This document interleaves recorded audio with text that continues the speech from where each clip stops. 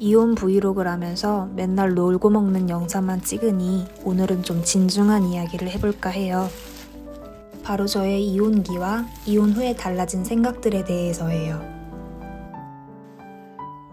모든 이야기를 다 담을 순 없겠지만 일부분이라도 얘기해 볼게요.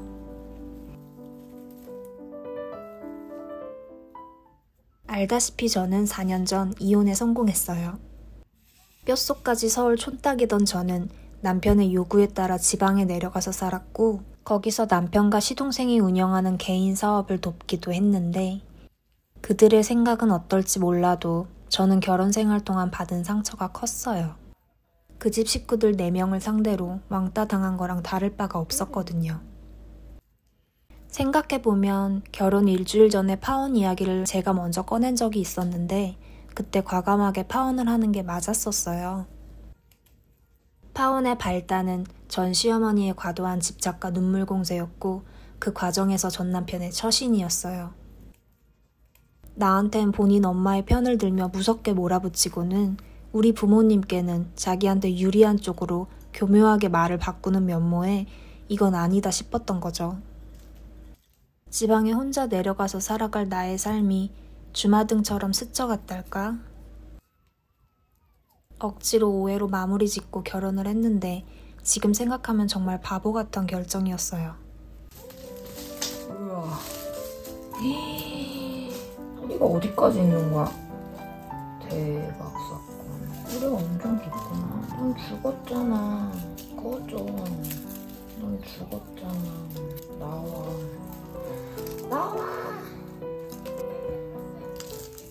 처음 이혼이란 단어가 언급된 건 결혼 6개월쯤 되었을 때예요. 그날은 제가 서울에 친구를 보러 갔다가 차 시간을 놓쳐서 서울 친정에서 자고 간다고 전 남편에게 연락을 했는데 대뜸 그런 식으로 할 거면 이혼을 하자는 거예요. 황당했죠. 그때 제 두 손에는 남편이 좋아하는 식당의 음식들이 바리바리 들려 있었거든요. 그날 친정에 가서 엄마한테 그 얘기를 했더니 엄마는 씨발 이혼할 거면 동네 쪽팔리니까 친정에는 올 생각도 하지 마. 그렇게 선을 긋더라고요. 부모님과의 사이는 언제나 그런 식이었기 때문에 서운했지만 저는 언제나 그렇게 갈 데가 없는 기분으로 살아왔던지라 익숙했어요. 집에 가서 전 남편에게 당신 말대로 하자고 하니 화나서 한 말이라며 갑자기 말을 바꾸더라고요. 가볍게 그 단어를 입에 올린 걸 책임져야 할 거라고 시댁에 당신이 한 말을 전하라고 했죠. 그 집안은 무슨 비밀이 그렇게 많은지 응당해야 할 이야기도 하지 않아서 저 혼자 이상한 사람 된 적이 한두 번이 아니었기 때문이었어요. 전 남편은 사치스럽다까지는 아니지만 경제 개념이 저와는 달랐고 그나마 하루 쉬는 월요일에는 꼭 쇼핑을 함께 다녀야 해서 여간 피곤한 게 아니었어요. 당연히 돈을 모으질 않았으니 이혼할 때도 나누고 말고 할 게 없어서 제가 마련했던 전세금 절반과 혼수를 챙겨서 어렵게 지금 사는 집으로 이사 왔답니다. 지금 와서 얘기지만 그때는 부모 형제와 다 절연한 상태여서 참 힘들었어요. 물론 이건 제 경우였지만 남편이 있다고 집안일들이 나눠지는 건 아니더라고요. 제가 일을 안 하는 것도 아닌데 청소도 빨래도 내가, 요리도 설거지도 내가, 아마 애를 낳았다면 육아도 혼자 했을 거예요.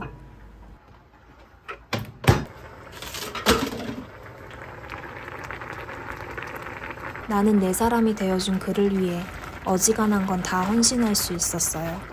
그걸 아까워하는 타입도 아니었고요.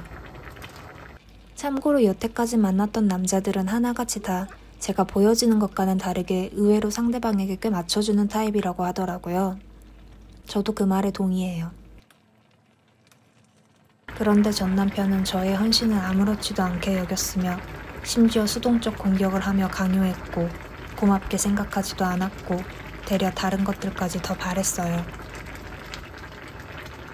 그렇다 보니 아까워졌어요. 내 마음이. 어느새 헌신은 맹목적인 희생으로 바뀌어 있었어요. 지치고 나를 잃어갔으면 물론이고 이런 사람과 아이를 낳고 평생을 살자니 50이 되기도 전에 진즈가 암에 걸리거나 급기야 안 좋은 선택을 할 수도 있다는 생각이 들어 2년 후 많이 피폐해진 상태로 이혼했어요.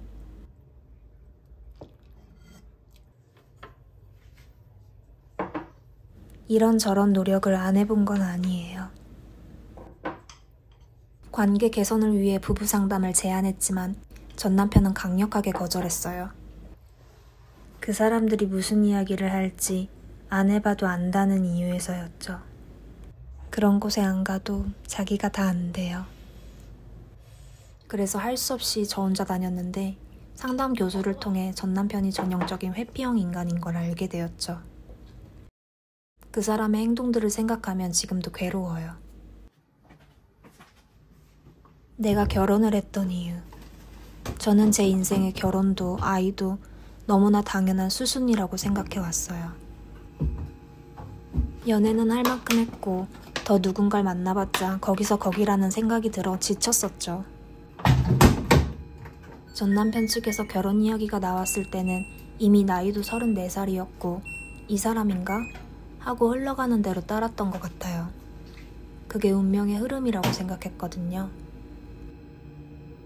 지나고 보면 34살이라는 나이도 결혼도 그저 아무것도 아니었어요. 언제든 새로 시작할 수 있는 나이였고 결혼은 인생을 길게 통틀어 놓고 보면 당연한 게 아니라 그저 선택인 사항이었어요. 아픔을 겪고 나니 다르게 사고할 수 있는 시야가 생겼고 몇 년 새 세상도 많이 바뀌어 있더라고요.